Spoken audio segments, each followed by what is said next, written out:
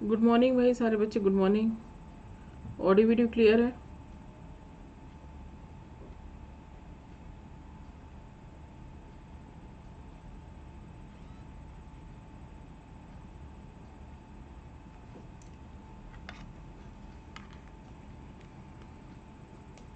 Audio video clear है सारे बच्चों को?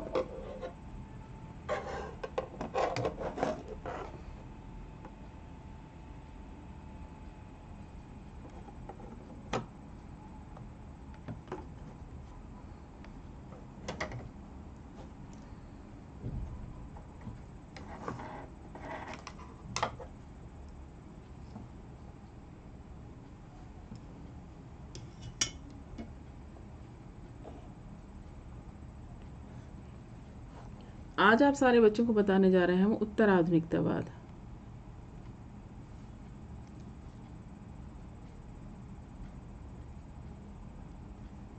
ओके भाई, ये है यूनिट फर्स्ट का, है ना, यूनिट फर्स्ट। ओके भाई, उत्तर आधुनिकतावाद। एक मिनट, बुक कर दीजिए, हाँ या ना, यस और नो। ठीक है, वीडियो कॉन्फ्रेंसिंग जैसे कि फॉर एग्जांपल आप लोग पहले के समय में देखा होगा, सुना होगा, अरे बहुत बड़ी बात हो गई। आज की डेट में आप सारे बच्चे अपने घर में बैठे हो और हम अपने घर से आप सारे बच्चों को क्लास पढ़ा रहे हैं। आप सारे बच्चे क्लास पढ़ रहे हो, हाँ या ना? कहीं भी आपको जाने की दिक्कत नहीं है। पहले यही वीडियो कॉन्फ्रेंसिंग या कहें कि बातचीत करने के लिए एक 60-70 हज़ार इतनी कौन लग जाता था। आज की डेट में आपने डाटा रिचार्ज कराया, हर घर में आपको जियो मिल रहा है, हर घर में आपको एयरटेल मिल रहा है, हाँ या ना? है ना? उत्तर आधुनिकतावाद। तो ये क्या हो रहा है, अब व्यक्तियों के पास, उत्तर आधुनिकता व्यक्तियों के पास पहुंच हो गई है, पहुंच हो गई सर्वसाधारण के पास हर चीज की पहुंच। यस और नो, समझ में आ रहा है सारे बच्चे? ठीक है, आप अपने हिसाब से चयन कर सकते हो, है ना, किसी चीज का चयन करने में आपकी पूरी छूट है, खुलापन है ना, अवसर है आपके पास। करेक्ट। लोक संस्कृति और अवकाश है। लोक संस्कृति भाई कि आप सारे लोग अपनी अपनी संस्कृति अपनी बनाए भी रख सकते हो, साथ में उस संस्कृति में जाना भी सकते हो, है ना। मौज मस्ती, अब मौज मस्ती क्या है भाई, आपके पास पैसा है तो आप कहा भाई आज तो वीकेंड है, आज तो हम डिनर पर बाहर जाएंगे, आज तो हम लंच पर बाहर जाएंगे। अपने पेरेंट्स से पूछो कि वो पेरेंट्स कितने बार लंच और डिनर पे बाहर जाया करते थे, हाँ या ना? ठीक है, इधर खुदवाद मतलब व्यक्तिवाद का कॉन्सेप्ट आ गया, यस और नो। तो ये कॉन्सेप्ट क्या कहलाता है बच्चे, उत्तर आधुनिकतावाद, है ना, जहां पर सिर्फ व्यक्ति के बारे में, व्यक्ति अपने बारे में सोच रहा है। अनेक रूपता, संदेहवाद, विखंडन, है ना। आप यहाँ पर अनेक रूपता मतलब ये अलग मतलब ये व्यक्ति अपना अलग हिसाब से चल रहे हैं, ये अलग से चल रहे हैं, अलग से चल रहे हैं ना।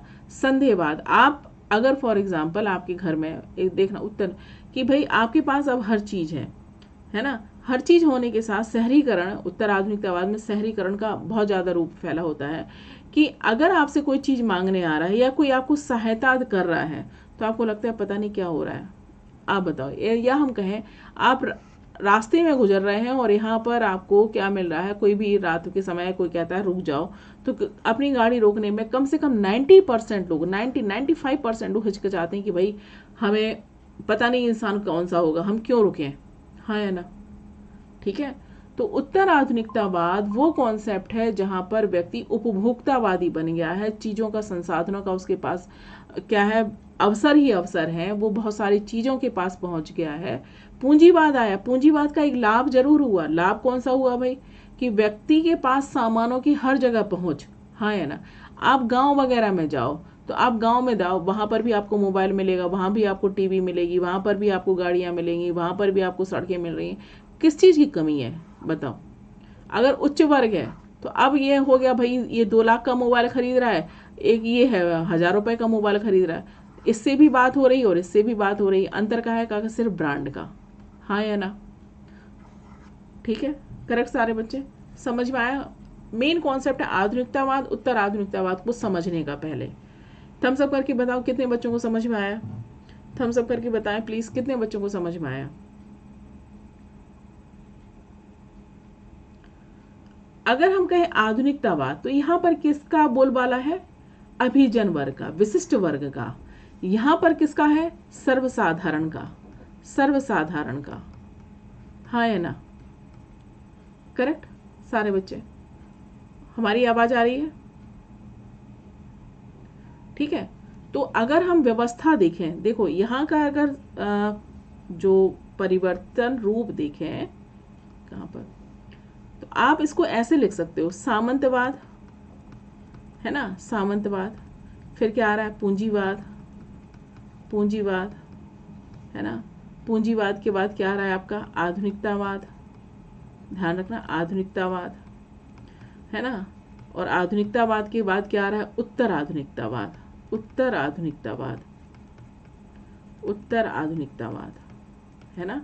तो आपको इन सब की डेफिनेशन बिल्कुल अच्छे से याद होनी चाहिए, इन सब की डेफिनेशन है ना, कि सामंतवाद क्या है, पूंजीवाद क्या। अब हम इसके, ये कृषि प्रधान व्यवस्था हो गई, ये कैसी होगी? अनुबंधात्मक व्यवस्था हो गई, ये कैसी होगी?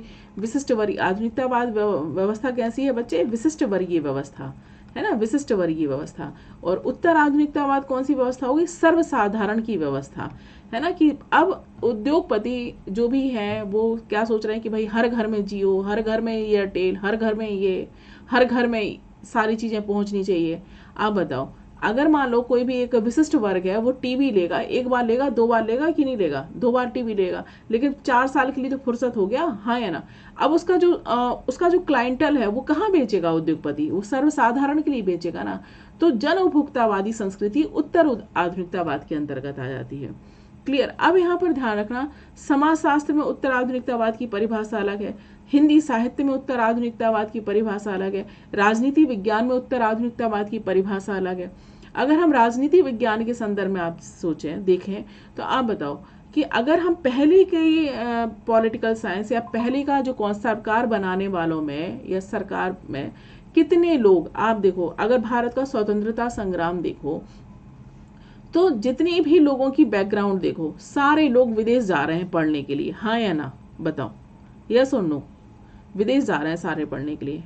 महात्मा गांधी दीवान के बेटे, फाइनेंस मिनिस्टर के बेटे हुआ करते थे उस समय, ठीक है। आप बताओ, नेहरू जी सबको मालूम है, हाँ या ना?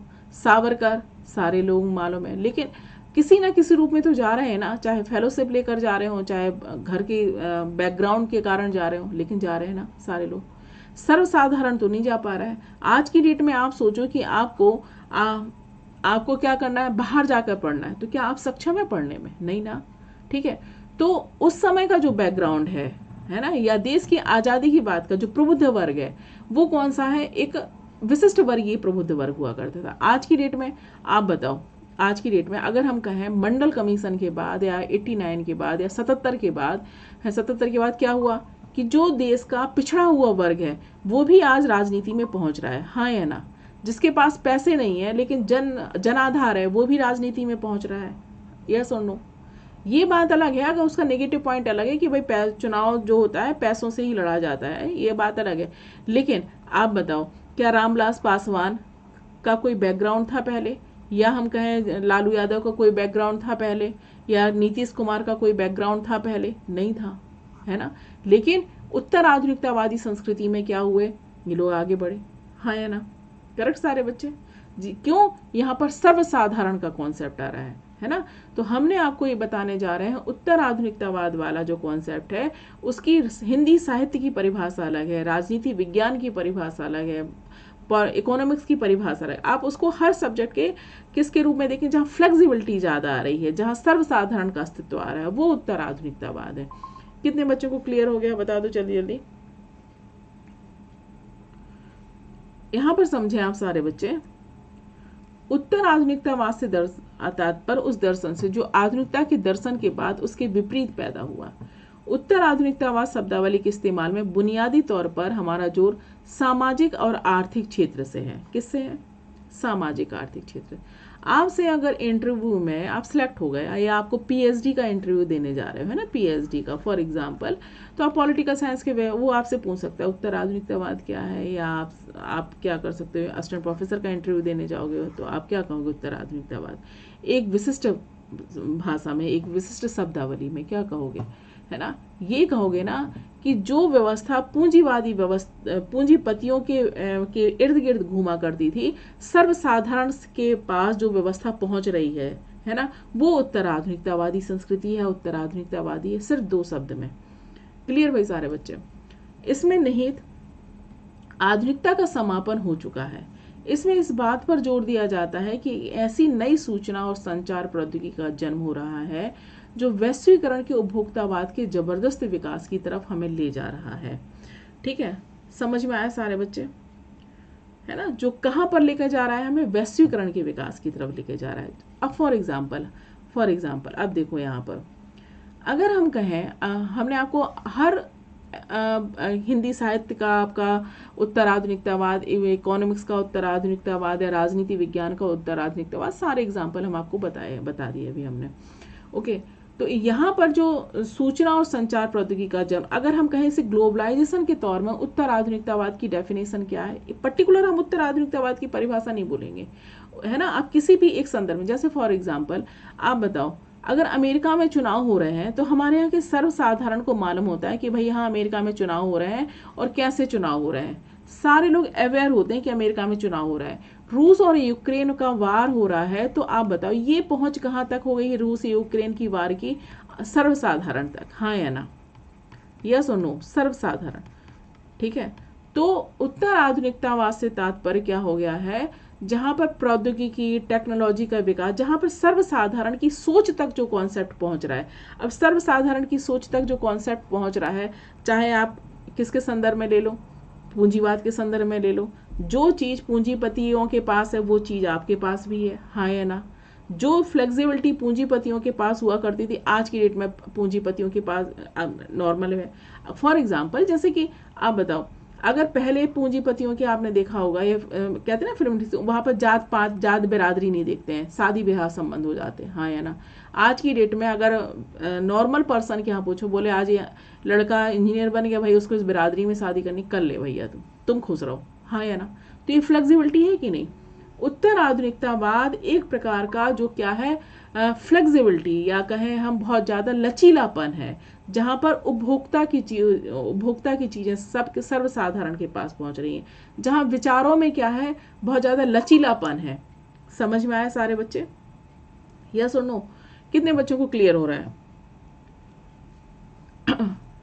इस रूपांतरण के सिद्धांतकारों ने दावा किया, जिस प्रकार अतीत में भूमि पर आधारित कृषि प्रधान समाज का स्थान कारखानों पर आधारित औद्योगिक समाज ने लिया, आधुनिकता का स्थान औद्योगिक विश्व लेने जा रहा है ना, जिसमें सेवा क्षेत्र का महत्व सर्वोपरि है। किसका है? सर्विस सेक्टर का। ओके भाई सारे बच्चे, वहां पर एक्सप्लेन करना होगा, है ना, ध्यान रखना, बिना एक्सप्लेन करे ना तो आप पढ़ा पाओगे ना आपको याद हो पाएगा। तो प्लीज आप सारे बच्चे वो हमारा मेंटरशिप का आपकी क्लास होगी, है ना, जो बच्चे इंटरेस्टेड हो आप सारे बच्चे हमें व्हाट्सएप पर बता दें, ध्यान रखें आप सारे बच्चे, वो आप हमें व्हाट्सएप पर बता दें और फिर हमारी क्लास को ज्वाइन कर सकते हैं। ओके, यहाँ पर डैनियल वेल ने वो व्यक्ति जिन्होंने अपनी पुस्तक कौन सी, the coming of post industrial society में एक ऐसे नए तरह के समाज के आगमन के बारे में लिखा जो औद्योगिक समाज से अलगाव का प्रतिनिधित्व करता है। कौन सी किताब आई उत्तर आधुनिकतावाद से संबंधित? डैनियल वेल की the coming of post industrial society. यहाँ से स्टार्ट हुआ। जैसे कि आप सारे बच्चे अंतर्राष्ट्रीय राजनीति पढ़ते हो ना कि भाई खेल सिद्धांत कहाँ से आ रहा है ना, या यथार्थवादी सिद्धांत कहाँ से आ रहा है, पढ़ते हो ना आप सारे बच्चे। उसी तरह से यहाँ पर डैनियल वेल की किताब आई the coming of post industrial society, है ना, औद्योगिक समाज से। उनके विचार से पुराने किस्म के कारखाने मजदूर का स्थान सेवा क्षेत्र के नए पेशेवर लोगों ने ले लिया है ना। अब देखो आप सारे बच्चे देख रहे हो ना, आप सारे बच्चों ने पहले अब औद्योगिक क्षेत्र की बात करें तो स्टार्टअप आप लोग कब से सुन रहे हो? स्टार्टअप, हाँ या ना, स्टार्टअप में कोई भी शुरू कर सकता है, जिसके पास मुद्रा लोन ले स्टार्टअप शुरू कर दे भाई, हाँ या ना। आज आपका पढ़ाई का आप लोग देखते हो ना कि भाई हमने जैसे फॉर एग्जांपल दिल्ली गवर्नमेंट में स्कूलों में क्या होता है, बोले कि इतना पैसा हमने दिया स्टूडेंट को, उनसे कहा कि अब आपको कुछ कमाना है, आपको कुछ कमाना है। तो यहाँ पर जो उद्योगों का जो कारखाना है, अब वो ये तो नहीं बचा कि भाई ये टाटा का है, ये अंबानी का है, ये अदानी का है, ये है। भाई आपके पास स्टार्टअप का कॉन्सेप्ट है, आप भी कमा सकते हो, हाँ या ना। समझ में आया? ठीक है, आपके पास योग्यता है, कौन कह रहा है कि आप चुनाव नहीं लड़ सकते हो? लड़के दिखा दो, आप जनाधार है, आप चुनाव में भी जीत सकते हो। हाँ या ऐसा तो नहीं है कि आप पर्चा नहीं भर सकते हो, यस और नो, ठीक है। इसी के साथ चूंकि जो उत्तर आधुनिकतावाद का कॉन्सेप्ट है वो आया किसके रूप में आया उत्तर आधुनिकतावाद? उपभोग की चीजों के संदर्भ में, ध्यान रखना आप सारे बच्चे, है ना। उपभोग जो उत्तर आधुनिकतावाद का कॉन्सेप्ट स्टार्टिंग हुआ कहाँ से आया? चीजों का उपभोग के संदर्भ में। उपभोग का संदर्भ मतलब हो जाता है कि जहां पर पूंजीवादी व्यवस्था में आपके पास कितनी सारी सुख सुविधाओं का संसाधन है ना। जैसे कि हमने आपको कार का एग्जाम्पल दिया, गाड़ियों का एग्जाम्पल दिया कि अगर आप दूसरा आपका व्यक्तिवाद का कि अपने पेरेंट्स से पूछो कि वीकेंड मनाने के लिए वो कितनी बार गए होंगे, है ना, वीकेंड मनाने के लिए कितनी बार कह रहे हैं। और आज की डेट में आपका आज का जो व्यक्तिवाद है या जो कमा खा रहा है वो कहता है भाई आज सैटरडे संडे, आज हम नहीं कमा, आज हम खाना कुछ भी नहीं बनेगा, बाहर से ऑर्डर होगा, हाँ या ना, ठीक है। 1870 में एक अंग्रेजी विचारक, कौन? J.W. चैपमैन, है ना, उन चित्रों के लिए उत्तर आधुनिकता शब्दावली का इस्तेमाल किया जो प्रकट रूप से फ्रांस के प्रभाववादी चित्रों के मुकाबले ज्यादा आधुनिक थे। अब देखो यहाँ पर हमने आपको जैसा बताया उत्तर आधुनिकतावाद हर क्षेत्र में, चाहे समाजशास्त्र हो, चाहे राजनीति शास्त्र हो, चाहे साहित्य हो, हर क्षेत्र में अलग अलग तरीके से उसका यूज किया गया। यहाँ पर अगर हम बात करें किसकी, डैनियल वेल की, तो किसकी बात कर रहे हैं? डैनियल वेल उत्तर आधुनिकतावाद के संदर्भ में the coming of post industrial society, मतलब किस प्रकार से इंडस्ट्रियल सोसाइटी में आधुनिकतावाद का विकास हो रहा है, डैनियल वेल यहाँ बात कर रहे हैं, है ना। अब यहाँ पर चैपमैन किसके संदर्भ में बात कर रहे हैं? Chapman, W. चैपमैन, इन्होंने ये फ्रांस के थे, इन्होंने कॉन्सेप्ट अब दिया। जैसे फॉर एग्जांपल अगर हमारे यहाँ चित्रों का कॉन्सेप्ट देखो, अगर हम कहें कि भाई ये बीकानेरी पेंटिंग है, ये जयपुरी पेंटिंग है, ये सारी पेंटिंग है, सबका एक जनाधार है, हाँ या ना, एक उसी पैटर्न में चलती हैं। अब आपने देखा एक मॉडर्न आर्ट भी चल गई है, क्या चल गई है? मॉडर्न आर्ट, हाँ या ना, मॉडर्न आर्ट। अब वो समझ में नहीं आती है कौन सी वो मॉडर्न आर्ट है, यहाँ पे ब्रश फेरा, यहाँ फेरा, यहाँ फेरा, जो समझ में ना आए हम उसको बोल देते मॉडर्न आर्ट, हाँ या ना, बताओ, यह सुनो, ठीक है। तो इसकी भी अब मान्यता हो गई है। वो तो खैर हमने अपना दृष्टिकोण बताया, जो पेंटर होता है वो अच्छे से समझ आता है मॉडर्न आर्ट क्या होती है ना। तो ध्यान रखना चीजों में अंतर हुआ कि नहीं। बाद में 1917 में रुडोल्फ पानविज ने इस शब्दावली का प्रयोग यूरोपीय संस्कृति के नशावादी प्रवृत्तियों के लिए किया, है ना। किसके लिए किया? नशावादी प्रवृत्तियों के लिए किया। आप लोग एक पिक्चर आप लोग ने अगर देखी होगी, गाना है फूलों का तारों का सबका कहना एक हजारों में, मेरी प्यारी बहना, है ना एक गाना। उस पिक्चर में वो नेपाल में वो पिक्चर फिल्माई जाती है और उसमें देवानंद रहते हैं, आपने सुना होगा गाना अगर देखिए, बहुत काफी पुरानी पिक्चर है, ठीक है।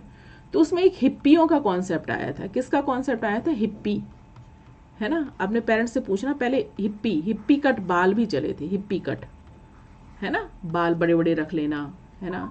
आज देखो आप सारे बच्चे पीछे से अगर देखो तो समझ में नहीं आता है कि लड़के चोटियां करके घूमते हैं, उनके बाल इतने बड़े बड़े होते हैं, है ना, हाँ या ना, ठीक है। क्यों? क्योंकि ये यूरोपीय संस्कृति, बोले भाई ये आधुनिकतावाद नहीं, ये उत्तर आधुनिकतावादी, मतलब मॉडर्न से और ज्यादा मॉडर्न आगे पहुंचे। अगर हम बिल्कुल साधारण भाषा में बात करें तो हम क्या कहते हैं, ये मॉडर्न नहीं और ज्यादा मॉडर्न हो गए, हाँ या ना, ठीक है। तो इसका किन्होंने यूरोपीय संस्कृति के संदर्भ में नशावादी प्रवृत्तियों के लिए किया। किसने किया? रुडोल्फ पानविज ने।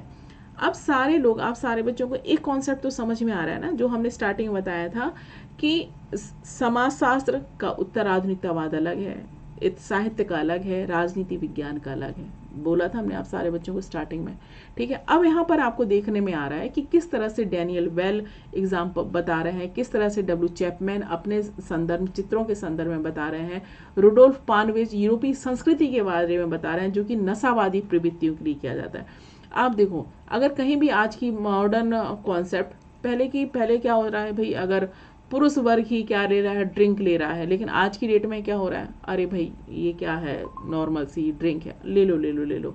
कॉलेज के आप लोग देख रहा होगा, सुन रहे होगे, कॉलेज के स्टूडेंट की ये सारे लोग ले रहे हैं, तो वो क्या है, ये उत्तर आधुनिकतावाद है ना, जो आधुनिकता से बाद और ज्यादा आगे पहुंच गए। अब यहाँ पर ये सारे नाम आपको याद रखने हैं, ध्यान रखना।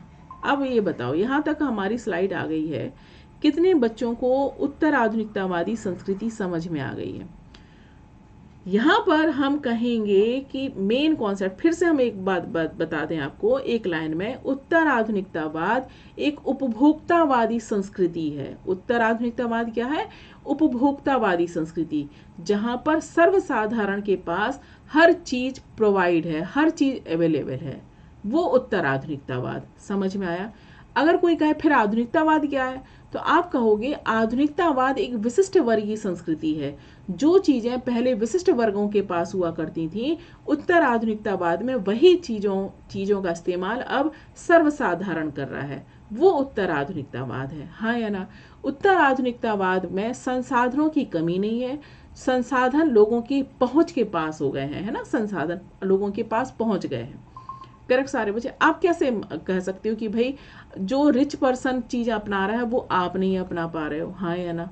रिच पर्सन के पास वही चीज है। यहाँ पर उत्तर आधुनिकतावाद और आधुनिकतावाद में सिर्फ अंतर किसका है? एक ब्रांड नेम का अंतर है, ब्रांड का, है ना, ध्यान रखना।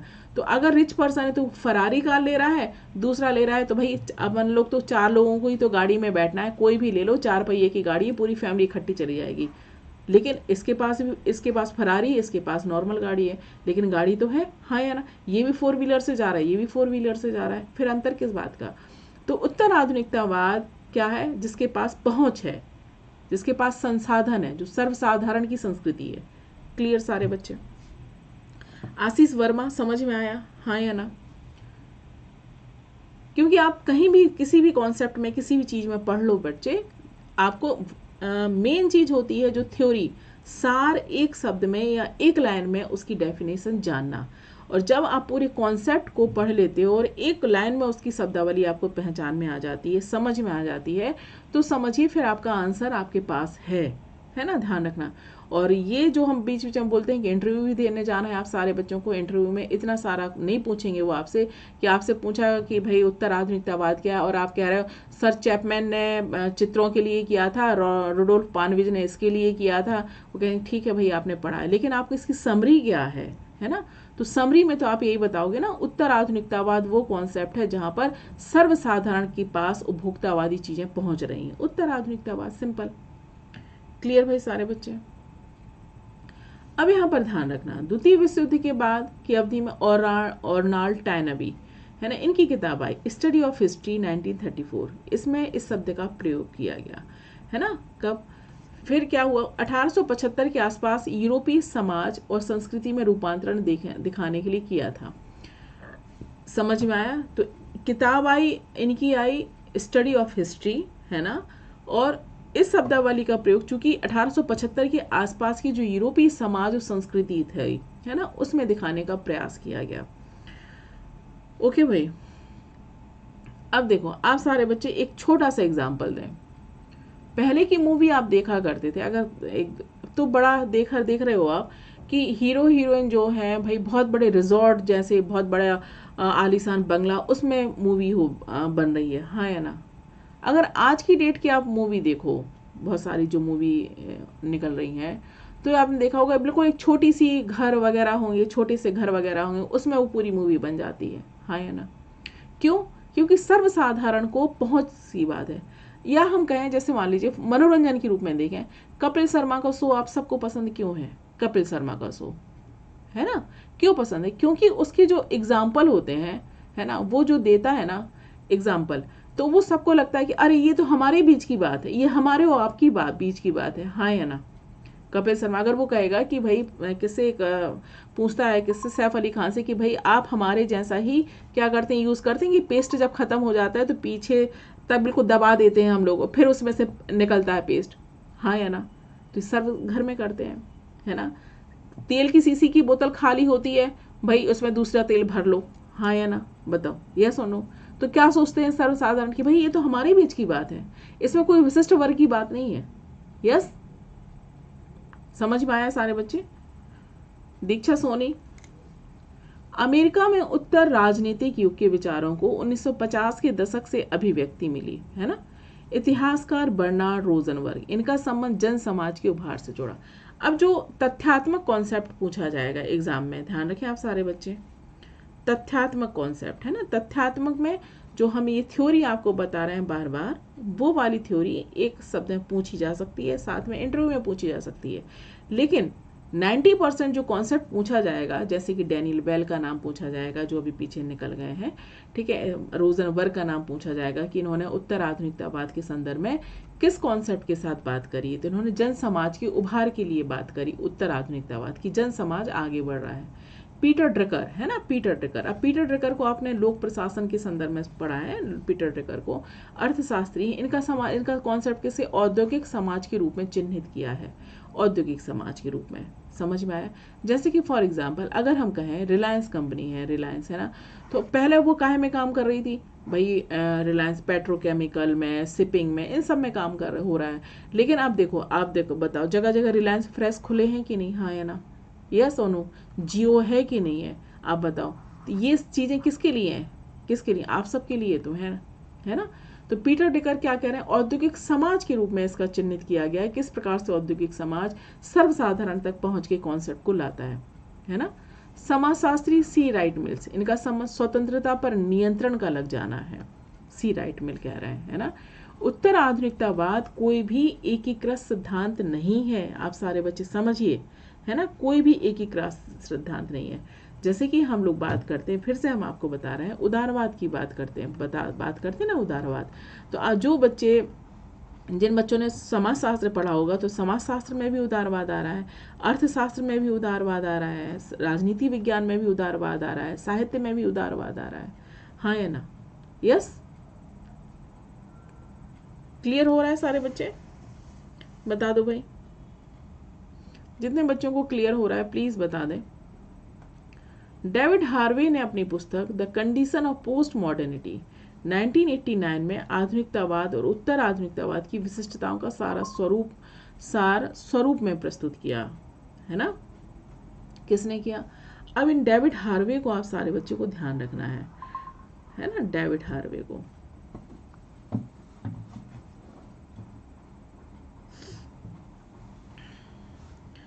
ओके भाई,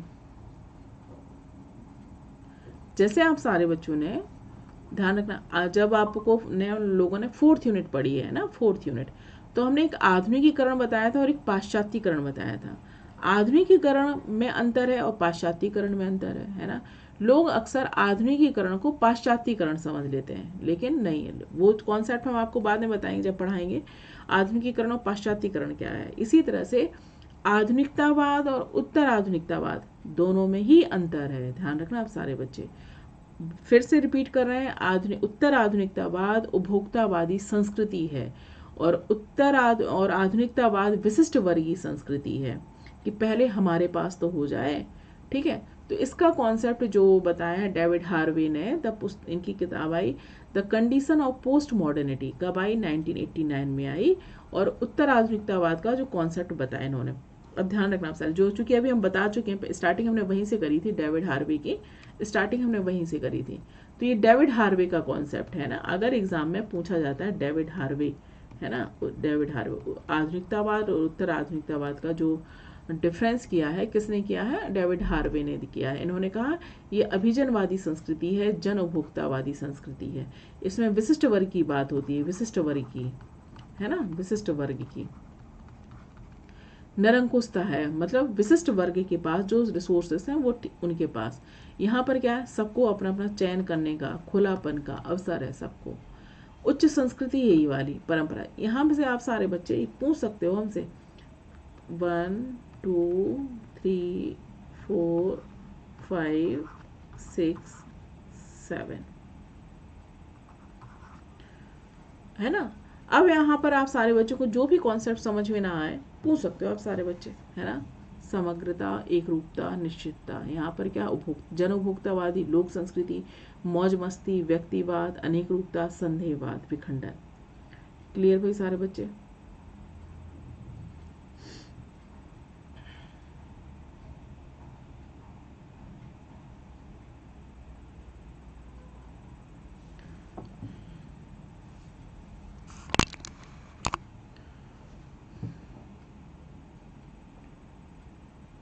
चलिए फिर आगे बढ़ते हैं।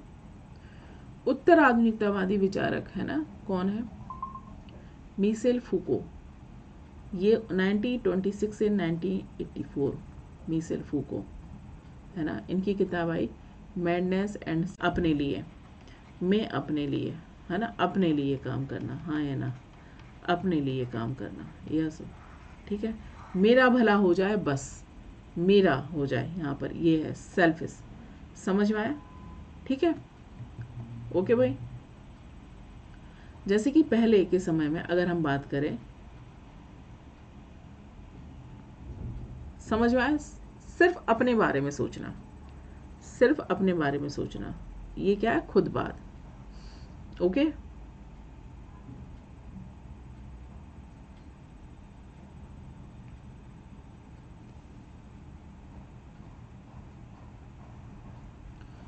अब यहाँ पर उत्तर आधुनिकतावादी जो विचारक हैं, ध्यान रखें, यहाँ पर मैडनेस एंड सिविलाइजेशन याद कर लेना आप सारे बच्चे, 1961 में आई है। The birth of the clinic 1963 में आई, फूको की किताब है। द ऑर्डर ऑफ थिंग्स 1966 में आई। द आर्कियोलॉजी ऑफ नॉलेज 1969 में आई। The discipline and punish, the birth of the prison 1975। The history of sexuality 1976। किसकी किताब है बच्चे? ये मिशेल फूको की है, ओके। ये आपको याद रखनी है ना। इनके विचार थे, इतिहास और समाज एक केंद्रीय नहीं होता बल्कि विकेंद्रित होता है। उत्तर आधुनिकतावादी है मिशेल फूको, ये कहते हैं इतिहास और समाज एक केंद्रीय नहीं है बल्कि विकेंद्रित है। विमर्श विषय का निर्माण करते हैं और विषय विमर्शों की जन्मदाता नहीं, इसके बदले विमर्शों का जन्म संस्थागत व्यवहारों से होता है। इनका मिशेल फूको का कहना है, जिन विषयों के संबंध में हम लोग क्या करते हैं? विचार विमर्श करते हैं, वाद प्रतिवाद करते हैं, है ना, तो उससे क्या होता है? नई चीजें बनती हैं ना। तो क्या रहे हैं? विमर्श विषय का निर्माण करते हैं, विमर्श है ना, विमर्श विषय का निर्माण कर रहे हैं हम, करेक्ट सारे बच्चे।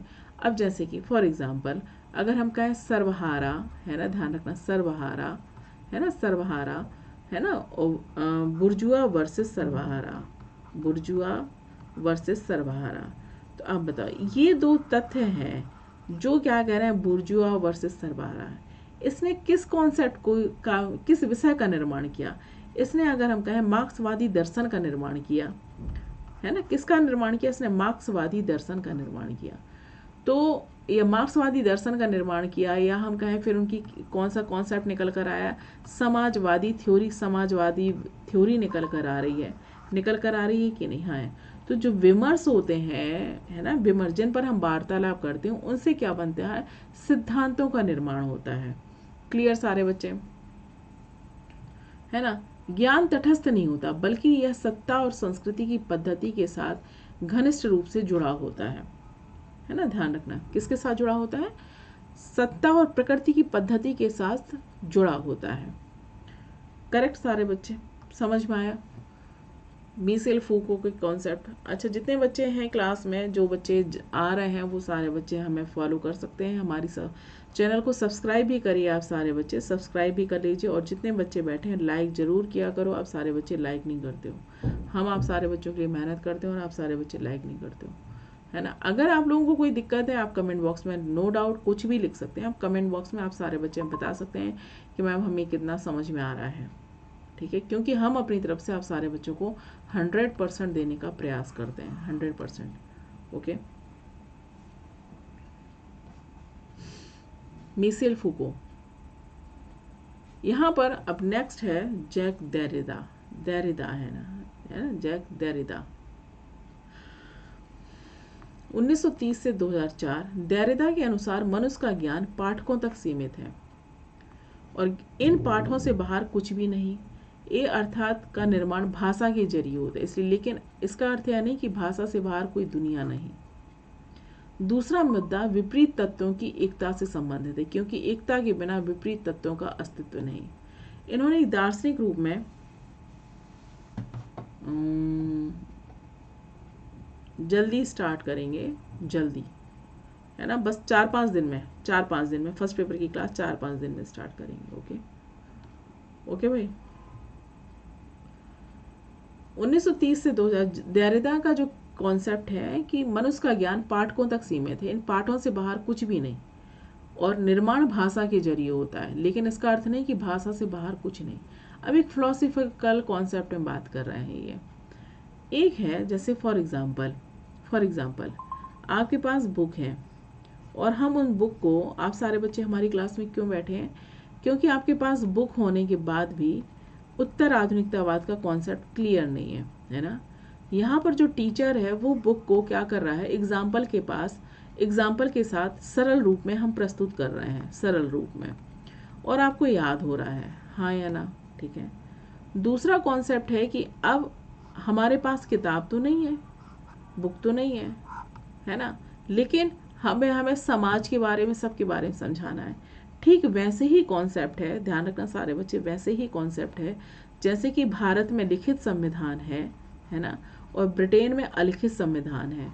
फिर भी भारत में लिखित संविधान होने के बाद भी संविधानों का लोग उल्लंघन करते हैं, और ब्रिटेन में अलिखित संविधान होने के बाद भी लोग क्या करते हैं, उसकी परंपरा का पालन करते हैं, हाँ या ना?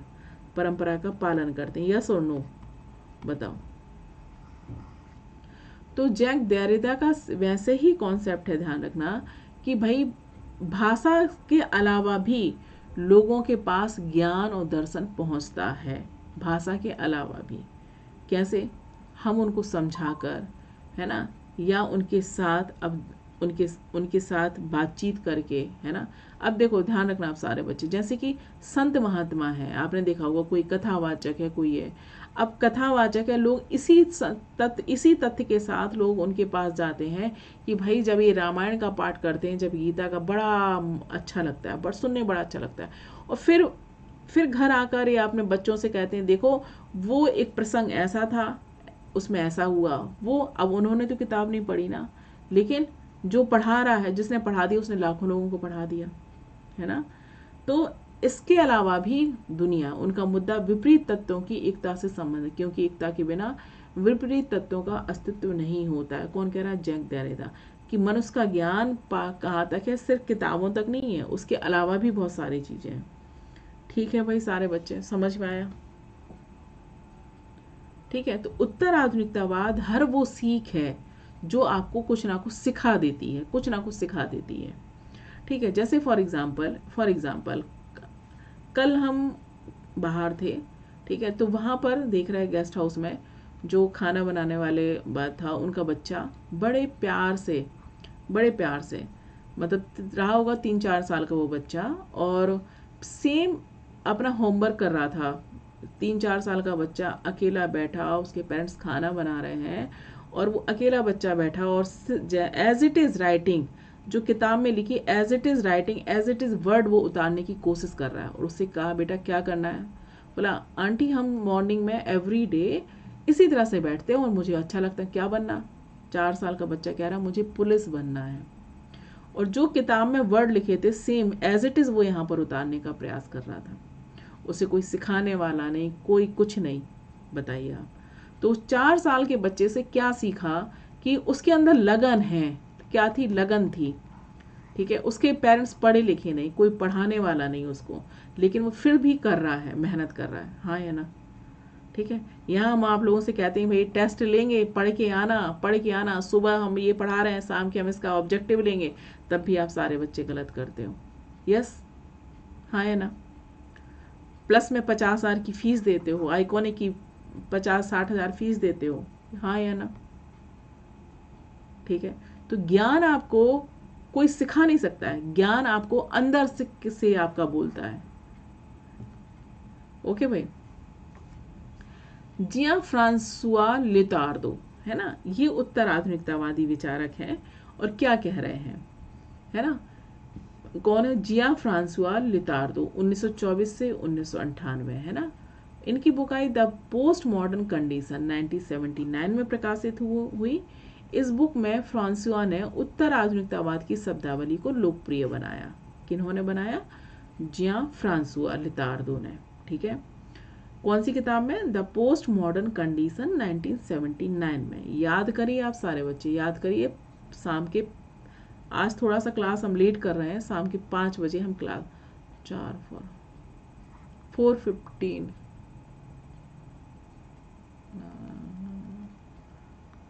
5 बजे आज हम क्लास ले लेंगे, ठीक है। 5 PM पर क्लास लेंगे, ठीक है। आज थोड़ा सा ओके भाई सारे बच्चे, इसी का ऑब्जेक्टिव कराएंगे हम, इसी के जो अभी हम पढ़ा रहे हैं ना उसी के हम ऑब्जेक्टिव करवाएंगे आज, ओके। 5 PM हम क्लास शेड्यूल कर देंगे। आप सारे बच्चे टेलीग्राम लिंक पर इसका क्या देख लीजिए, लिंक दें टेलीग्राम लिंक पर, आपको उसकी लिंक मिल जाएगी, ठीक है भाई। 5 PM ओके बच्चे।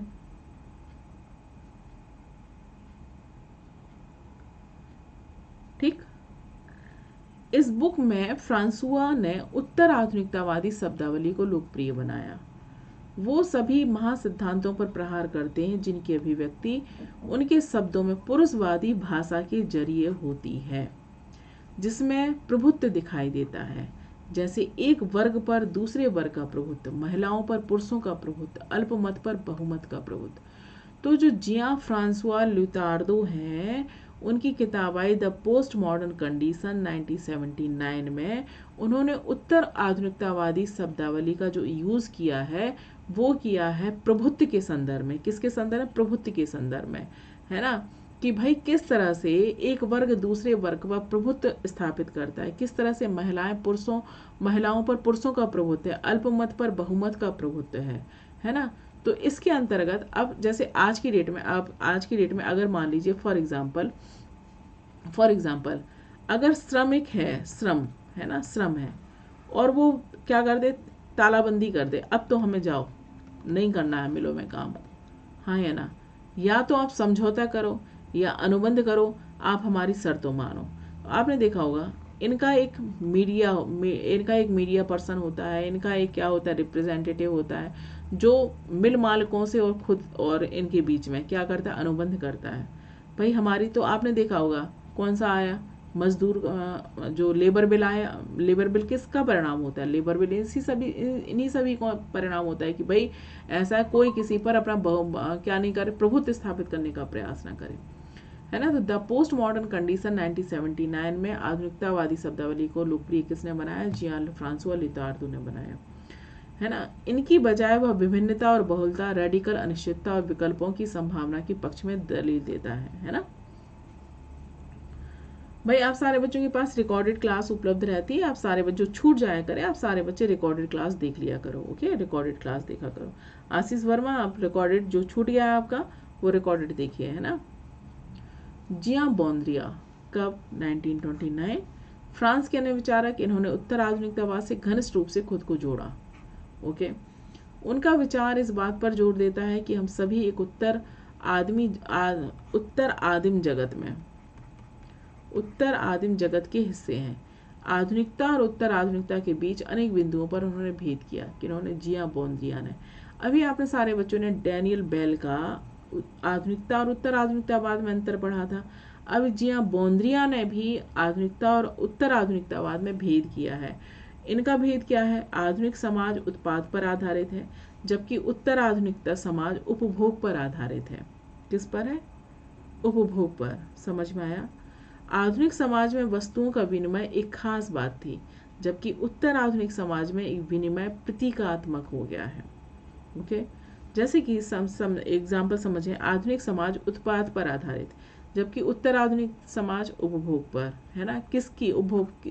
भाई ज़्यादा से ज़्यादा खर्चा करो, ज़्यादा। पहले क्या हो रहा है, पहले के समय में क्या हो रहा है कि पेरेंट्स एक मकान बनवा रहा है, वो भी सारी जिंदगी की गाड़ी कमाई से, मेहनत की कमाई से वो एक मकान बना रहा है ना, और लास्ट मोमेंट में उसका मकान बन रहा है। आज की डेट में जैसे ही नौकरी लगती है वैसे ही सबसे पहले नौकरी का सैलरी का पूरा हिसाब किताब होता है। इतना हमें कार लोन लेना है, इतना हमें क्या लेना, होम लोन लेना है, इतना हमें पर्सनल लोन लेना है, इतना हमें बच्ची की पढ़ाई के लिए लेना है, ये सारी उसकी लोन पर, ठीक है। और बाजार में खर्चा करने गया, क्रेडिट कार्ड पर खर्चा करने गया, तो मंथली जो उसकी सैलरी आई उसकी 1-2 तारीख को ये सारी चीज़ों में उसकी सैलरी डिवाइड हो गई, बस खत्म कहानी, हाँ है ना। ठीक। आधुनिक समाज में वस्तुओं का विनिमय खास बात थी, है ना, जबकि उत्तर आधुनिक समाज में क्या हो गया? प्रतीकात्मक हो गया वस्तुओं का। बताओ, आप देख रहे हो ना, कार्ड चल रहा है, क्रेडिट कार्ड चल रहा है, पेटीएम चल रहा है, ये सारी चीज़ें क्या है? आधुनिक समाज में प्रतिनिधित्व प्राथमिक स्तर का था, यह अर्थात तो सत्य का प्रतिनिधित्व विचार किया करते थे, लेकिन उत्तर आधुनिक समाज में छत के रूप में प्रधानता रूप में मिली हुई है। मतलब समाज का पहले क्या था, विशिष्ट वर्गीय कहें, विशिष्ट वर्गीय कॉन्सेप्ट था, ठीक है। और आधुनिक समाज में सबका अपना अपना अलग प्रतिनिधित्व है, हाँ या ना, सबका अपना प्रतिनिधित्व है। ओके, हेड एंड वाइट अमेरिकी इतिहासकार, इनकी पुस्तक है metahistory the historical imagination. हाँ जी, करेक्ट है ना, अमेरिकी इतिहासकार पुस्तक, इनकी किताब है metahistory the historical imagination, 19th century Europe 1973 में प्रकाशित हुई। वाइट का मानना है उजागर किया जाता था और कुछ घटनाओं को दबा दिया जाता था। इन्हीं घटनाओं को लेकर त्रासदीपूर्ण विडंबना कहानी पूर्ण तैयार की जाती थी। यह इतिहासकार की राजनीति की अन्य वैचारिक स्थिति पर निर्भर करता था। अब जैसे समझो आप सारे बच्चे, ध्यान रखना है ना, कि हेड एंड वाइट ने Meta history the historical imagination, इसमें कहा कि भाई इतिहासकार जो हमें बता रहे हैं वो एक फिल्टर करके बता रहा है, फिल्टर करके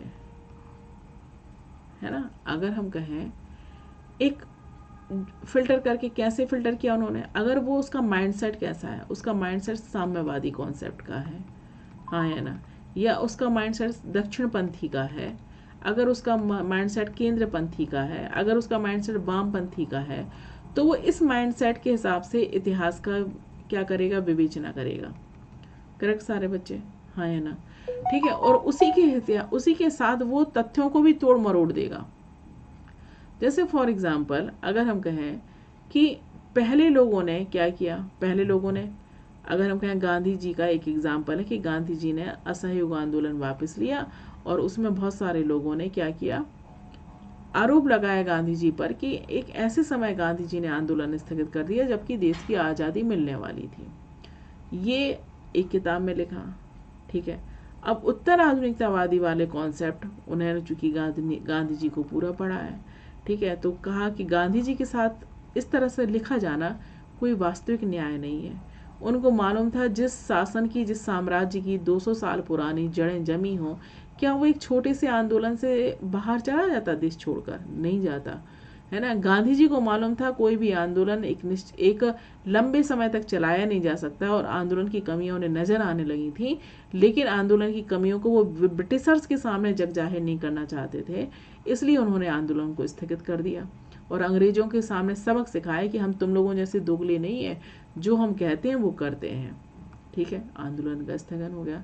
इसी कारण से क्या था कि गांधी जी के सामने ब्रिटिश डेलीगेट अकेले नहीं, ब्रिटिश के जो ब्रिटिश में अकेले नहीं मिलते थे, वो एक किसके रूप में मिलते थे, मतलब विशिष्ट समिति के माध्यम से मिलते थे, है ना। ध्यान रखना आप सारे बच्चे।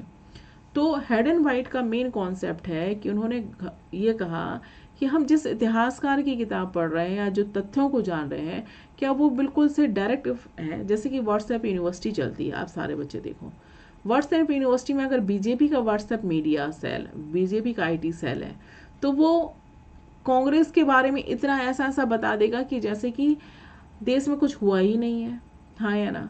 कांग्रेस का जो मीडिया सेल है वो ऐसा बता देगा जैसे इन्होंने कुछ नहीं किया हो। या सुनो कि भाई अभी तक 70 सालों में कुछ नहीं हुआ, ही नहीं। अरे भैया कैसे नहीं हुआ, आप बताओ। ये जो क्रांति है, कंप्यूटर क्रांति, कहाँ से हुई, कांग्रेस के ही प्रधानमंत्री, क्योंकि प्रधानमंत्री बनने के बाद वो तो यही सोचे, वो तो देश के बारे में ही सोचा करते हैं ना। कोई भी प्रधानमंत्री हो, सारों का कॉन्सेप्ट क्या होता है, देश हित, हाँ या ना। तो अब कैसे कह सकते हैं कि पहले कोई कुछ काम नहीं हुआ, सिर्फ आज काम हो रहा है। अगर पहले काम नहीं था तो हमारे छोटा सा एग्जाम्पल है, तो आपका परिवार या हमारे परिवार, जिससे पूछो कहाँ पर पढ़े, सरकारी स्कूलों में पढ़े हैं और आपसे बेहतर उनके पास नॉलेज है, हाँ या ना। तो अगर पहले काम नहीं था तो सरकारी का ये कॉन्सेप्ट था, कितना शानदार था, ठीक भाई। कुछ घटनाओं को उजागर किया जाता है, कुछ घटनाओं को दबा दिया जाता है। इन्हीं घटनाओं को लेकर त्रासदीपूर्ण विडंबनापूर्ण कहानी तैयार की जाती है। यह इतिहासकार की राजनीति के अन्य वैचारिक स्थिति पर निर्भर करता है। किसने कहा, हेड एंड वाइट ने। ओके भाई सारे बच्चे, हेड एंड वाइट ने। है ना। अब इसके आगे का जो कॉन्सेप्ट है वो हम बताएंगे, कल क्लास लेंगे पार्ट 2 में। आज हम क्लास कर रहे हैं एंड यहीं तक, हेड एंड वाइट तक, ओके। और कल पढ़ाएंगे पार्ट 2 में उत्तर आधुनिकतावादी कॉन्सेप्ट। ठीक है भाई सारे बच्चे, तो आप सारे बच्चे पढ़कर आए इसकी शाम के 5 बजे 5 PM पर, ध्यान रखना 5 PM पर हम क्लास लेंगे, 5 PM पर, ठीक है। ऑब्जेक्टिव, सिर्फ ऑब्जेक्टिव करवाएंगे, जितना भी हमने पढ़ाया है वो हम ऑब्जेक्टिव कराएंगे आप सारे बच्चों से। क्लास को लाइक जरूर करें, सब्सक्राइब जरूर करें, और आपके जितने फ्रेंड सर्किल हैं उन सब के पास क्लास को शेयर ज़्यादा से ज़्यादा करें। ओके भाई सारे बच्चे, चलिए थैंक यू भाई सारे बच्चे, ओके।